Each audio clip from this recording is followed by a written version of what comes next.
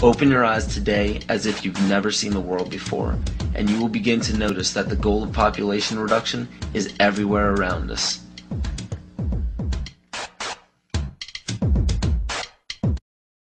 Let me assure you that absolutely nothing that I'm going to tell you is exaggerated, is interpolated, or is imagined. Everything I'm going to tell you is documented.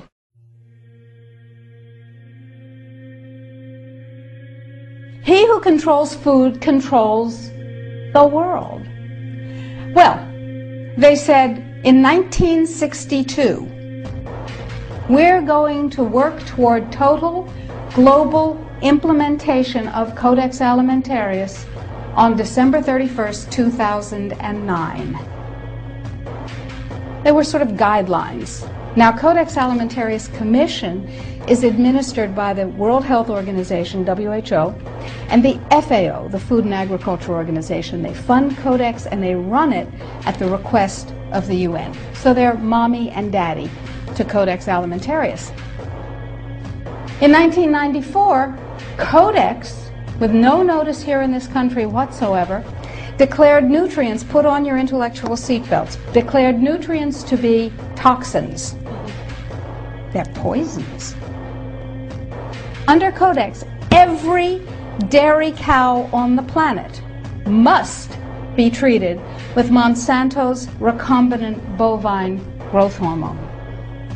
Furthermore, under Codex, every animal used for food on the planet must be treated with subclinical antibiotics and must be treated with exogenous growth hormones.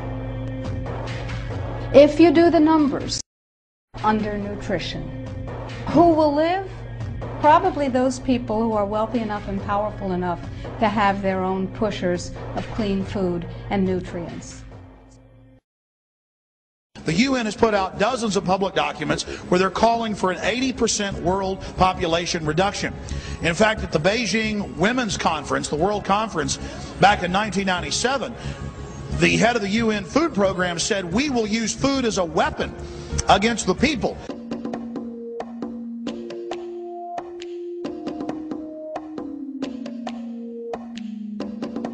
66% of United States residents' public water is fluoridated.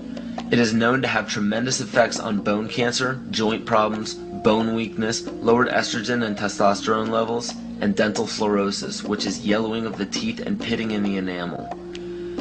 Wouldn't it make more sense to enhance public water with vitamins which are meant to be ingested to promote overall health, rather than putting such a toxic chemical in our water with a bogus explanation that it will improve our dental health? We now know that fluoride causes more dental problems than it solves. Something doesn't seem right about this. Do you honestly believe that these companies care deeply enough for the people to spend large amounts of their own money to fluoridate public water when the people already purchase their own toothpaste? But there's a difference between toothpaste and drinking water. We don't ingest toothpaste. If you go to any hardware store and look at any rat poison product, you will only find one ingredient: sodium fluoride. It is the most toxic ionic molecule outside of potassium dichromate. Now Dannon, along with other companies, have begun fluoridating bottled water. It is becoming increasingly difficult to get away from. And the fact that fluoride is also used in many prescription antidepressants shows that it eliminates aggression and motivation in people. Fluoride, to my knowledge as a physician, has absolutely no biological benefit whatsoever. But one of the significant things is that the Russians carried out all sorts of experiments on the people living in the Gulag. One of them, of course, was to fluoridate the water. Why? You fluoridate the water, why people are not as aggressive as they ordinarily would be. In fact, what is the active ingredient in Prozac that is so widely distributed in America today? Well, it's a fluoride compound. And now, we are finding that public water nationwide is showing up with arsenic, lead, cadmium, and thermonium, which is a radioactive form of lead. Cancer, lowered sex drive, birth defects, sedation, and brain defects. Does this not sound like a wonder drug for anyone aiming to control a population?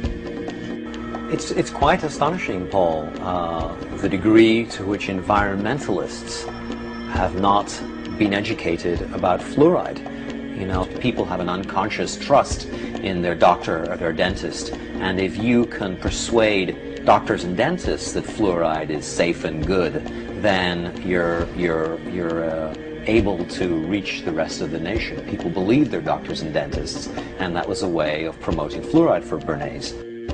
Fluoride was killing their cattle, destroying their crops. Fluoride given to rats had produced bone cancer and liver cancer, and that those results had been doctored to make it look as though fluoride hadn't caused as much cancer.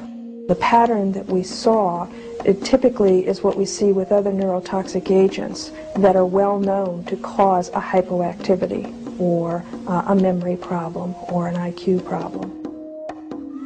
When I first presented the results of these studies, one of the individuals sitting and listening to the results, he says, "Do you have any idea what you're saying?" And he says, "You're telling us that we're reducing the IQ of children." And basically I said, yes.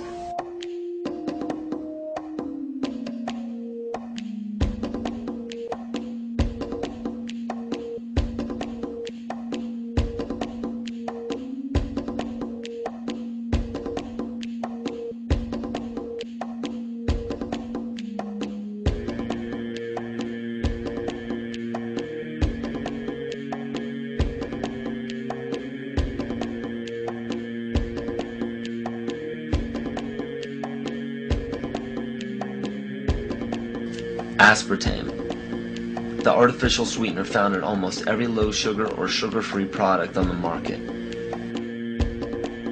First of all, aspartame is made up of three things: methanol, which of course is what produces blindness, aspartic acid, and phenylalanine. These are all poisons. Aspartic acid, of course, produces brain lesions. This was known back in the early 1970s. Methanol produces blindness. Phenylalanine is what you see in the brain, and in high dosage it produces trauma. We're not making this all up. The FDA did publish back in, I think it was in the 80s, they did publish the 92 potential side effects of aspartame. And they do, these side effects are quite, are extremely serious. Things like dizziness, problems with balance, abdominal pain and cramps, changes in vision, seizures and convulsions, etc., etc. So the nervous system seems to be one of the areas that's most affected. So we see people have difficulty thinking. They feel like they're walking around in a cloud or a fog. Yet despite all of these harmful effects, Donald Rumsfeld pushed it out into the stores in over 5,000 products when he was CEO of Searly, the company that manufactured aspartame.